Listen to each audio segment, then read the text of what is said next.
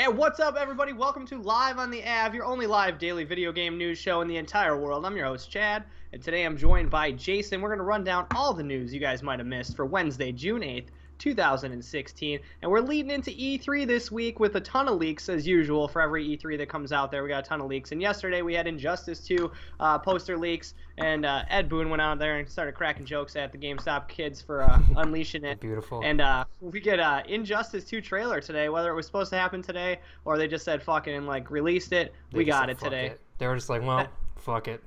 That's what I was thinking too. And they showed off, they talked a little bit about the game, but the trailer you guys are checking out here is mostly CG, I think all CG. And it's showing off Batman's in there, dude, Supergirl's in there, Superman's in there, Flash, dude, whooping ass.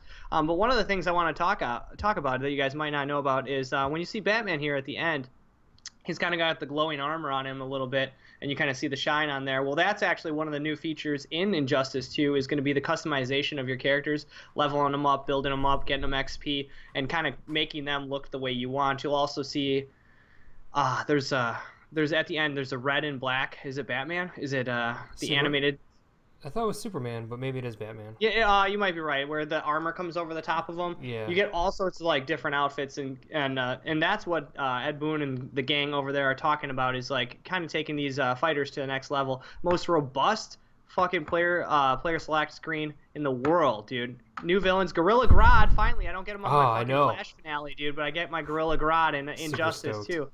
And I wanted to point out that they're gonna have an enormous character list because Street Fighter V still has let me down and I don't get Blanca in it, and it's just like, come on boys, get up to speed, dude. You need a huge character selection screen for me to get into the game. You dude. really do. And we're making everyone, man.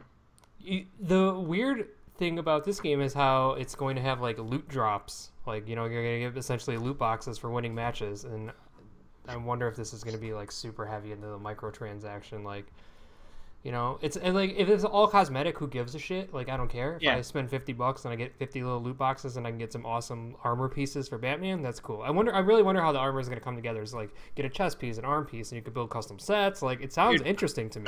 I'm very excited because I was thinking about this too earlier today. Is that if this is successful and this is the way that they foresee their fighting games going in the future, how cool is it going to be to get like armor pieces for your Mortal Kombat characters? You like Reptiles all geared up, and you get different hats for like Raiden and all sorts of like just to make your character look different. And like that's one of the things in like Overwatch, I'd go back to that, is like you get character skins, but it completely changes the way your character looks to almost like a whole new dude, and you're like unlocking like a new dude but technically the same abilities. But you're gonna unlock new fighting styles supposedly in this, a couple new game modes, continues the story from the last one. Which is like good. There's a fucking dude, this game is gonna be awesome, man. I'm not too huge into fighting games. I think Mortal Kombat and Street Fighter is about as far as I go, dude. So I loved it. I loved the first Injustice. It wasn't perfectly balanced. Like it was kind of not the greatest. Like you can't play. I don't think you play Injustice competitively because it's kind of broken in some spots. But it's a fucking awesomely fun game where you get to beat up other superheroes with superheroes. I think I ran train on you with Deadshot, dude, at the game bar. I think you did. I was running a pretty good Aquaman for a while there. Yes, people were getting really upset, and like people were just like, "This game's stupid. I don't want to play this game anymore." Remember that? People were just like, "I'm down." The gun gimmick, dude, and then you just pinned me in the corner. I was like, "Oh yeah, this game's broken, piece of shit." So yeah, we officially get the press release for it and a trailer to tease it, dude. We'll get gameplay this week. I'm almost sure of it. Going through E3, we'll have some sort of fighting game. Get to see the HUD, get to see how that sucker fights, all sorts of stuff, dude. Another trailer we got released today. Again, another one that's been leaking lately. Watch Dogs 2 trailer officially out. Today was the big reveal for it. There's a 20-minute video, guys. Check out. We got the real trailer for you here, too. San Francisco is the setting like we talked about yesterday. And you control a character named Marcus, a member of the DedSec, which is the same group of hacktivists that you guys remember from the other one. Did you say hacktivists? The hacktivists. That's what they call them, hacktivists, dude. Don't fall into that trap, you son of a bitch. I call them like I see it, baby. They ain't hackers, they're hacktivists. Oh my god, dude. Ubisoft owes you so much for saying that.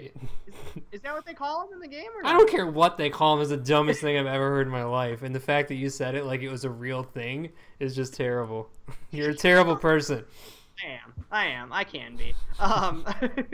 So if you're a part of the DedSec, which is from the original game, I don't remember too much about it because I hated the original game. But this game is actually looking pretty good from this trailer. A lot of cool stuff. I still don't like the whole super punk fucking hacker gimmick, like with the spikes and the chains and all sorts of stuff, dude, that they show a few times in the trailer. I mean, it's just the techno horse heads.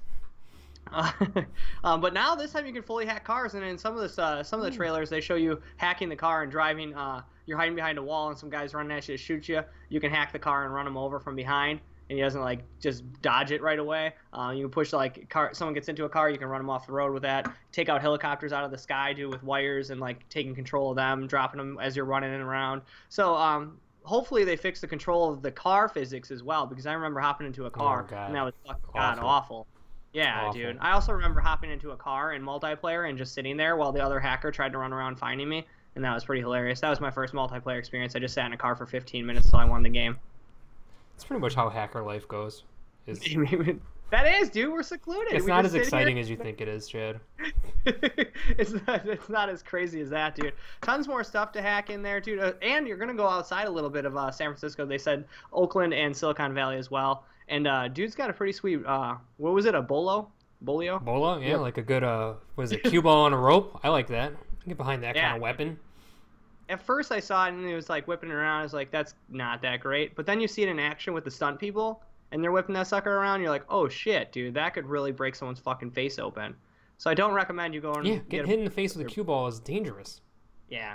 I remember popping some off the pool table, dude, and crushing people. I wish I could tell which part of this trailer was the actual game and which part of it's like bullshit, because Ubisoft is kind of known for just bullshit in their trailers. I would say 75-25. 75 bullshit, 25 because some of it looks really great. Like they show the baseball stadium and they show like Alcatraz, and they like, can I go to all these places? Or are you just saying, hey, these are San Francisco landmarks, they're neat? Like they do some cool like GoPro shots that look like they're like jumping across a building, and it looks like a guy has a GoPro strapped to him. I'm like, holy shit, that looks really good.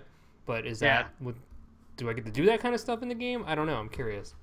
Oh, one of the other things I'd like to point out too is that the whole map will be unlocked visibly, so you can look at the whole map. You don't need to climb up to the nearest tower, very as high as you can go. Oh, cool. Thanks. Yes. Like, please don't fucking ever do that shit again, guys. Yeah, God dang. All right, so that's Watch Dogs 2, folks. It's out. The trailer's out right now. You guys are checking it out, too. Check back this week. We'll have more coverage on it from E3. Hopefully some playable stuff, because it's got to be coming out November 15th, like it was stated on IGN yesterday. Thanks, guys, for the little heads up on that. Have they officially covered this trailer, or are they waiting? No, they did. Oh, they're on a media blackout, dude. No info at all. They had like they had a 4-hour gameplay session with it, probably. We got another game that hasn't been announced, isn't quite official yet, but the trademark and logo was registered by CD Projekt Red just a couple of days ago, and it was just found out it's called Gwent, the card game, and that's actually the official logo. So if you guys like the Gwent game that's inside of The Witcher 3, which I found myself playing a lot of for a while, I never figured and then it started becoming like you'd figure out how to win, and you could just almost win every time by manipulating the AI. So hopefully they're investing a lot of money into this and a lot of time into this to create a game that could be awesome. It's definitely different than Hearthstone and different than those games, just the way that it plays out. But I don't know, man. I just don't know if it's they're looking to go on mobile too, so mobile only possibly, because I don't know. I don't see a standalone for the PS4. Dude, I bet you $5 billion that it comes out and it's like a Hearthstone clone. Like, they just are like, hey, we made a Hearthstone Gwent. Yeah, like, that's what I'm thinking is, like, you buy plenty of card packs, dude, shit ton of packs to open up, get some collectors, rare cards. But the gameplay was quite different than you yeah, because you had different rows, I think, right? Like, different rows where you put guys. Yeah, so as long as they keep it true to Gwent, like, it could be a cool experience. As long as they don't change it. Like, just make it better. Make it work better. Make it uncheatable. Dude, we're getting a lot of weird card games coming out, man. That Fable one could be coming out on Kickstarter soon. We got Gwent card game. I don't know if I'm ready for all these card games. I like classic cards instead, man. You'll be able to. Yeah. Magic. You were getting back into the Magic Pro Tour. No, dude, I need to survive to the end of the year at least, dude. So no more Magic, otherwise Amy will slit the throat. We got some new Deus Ex Mankind Divided news for you guys. They're adding a thing called Breach Mode, which is gonna be an arcade style mode where it changes your character, kind of changes the graphics a lot, I'd say, dude, and takes you into a digital world where you're mining data from corporations and infiltrating secure servers and going through there, and you kind of, dude, it's really hard to describe right now. I'm losing my, like Tron, like the world of Tron almost, but not. Yeah. It's like a realistic Tron world, like where you get laser guns and like take people out, and it looks like it could be a lot of fun, man. It looks really cool. Yeah, Tron is a good explanation for that. I guess. I don't know. Yeah, you're going inside of a server, Lawnmower Man, Tron style. Oh, Lawnmower Man, right on, nailed it. That's exactly what it is. Yeah. You earn XP credits, booster packs, of course. Duh. How else are they gonna make money on this side gimmick? But it looks pretty polished for like what they showed, like for an extra mode inside of this already amazing looking game. I haven't jumped into the Deus Ex games yet. I already got yelled at by Jason. You guys don't need to leave any comments below. I get it. Play the fucking game, man. I know, dude. I know. Good old gaming, GOG.com has a huge summer sale going on right now, so I might have to pick something up, dude. Bingo. That might be the ones I get. But yeah, as you earn XP, you'll be able to take on increasingly difficult servers to hack. You can play online against people, challenge them, dude. And they're gonna kind of make it a live system too, where it's gonna roll out updates constantly, probably adding new servers to hack into. But they're more puzzle related than they are like action elements of what I'm getting from it. So yeah, it'll be a good break from the normal game, dude. And it looks a lot of fun. It looks cool. I think it's awesome. I think it's one of those things that reminds me of like the old Syndicate games and stuff like that, where you would play the normal game and then you would go into like some kind of hacker situation. Even back then, you're like, holy shit, I can't believe they're doing this elaborate thing inside this other game. So it's pretty cool that they're doing it. I'm excited. Like Shadowrun was one that had that too, right? Where Shadowrun is what I meant, not Syndicate. Okay. Yeah, Shadowrun. Yeah, 100% Shadowrun. Yeah, dude, the little side gimmicks, man. Well, that's all we got. That's all the leaks and the breaking news we got for you guys today. Thank you guys so much for joining us on live on the AV, dude. We'll have more for you guys tomorrow. It's gonna get crazy. Make sure you guys stick around tonight at 7 o'clock Central. We got the Block Party, huge E3 coverage going into the biggest event of the year for video games. Thank you, Jason, for joining me today. Thank you guys for joining us on Twitch.tv Allerton AV. And if you miss it, any day of the week, any time of the year, you can check us out on YouTube.com/Allerton AV live. Thank you guys for joining us, and we'll see you guys in just a few short hours on the Block Party. Goodbye, everybody.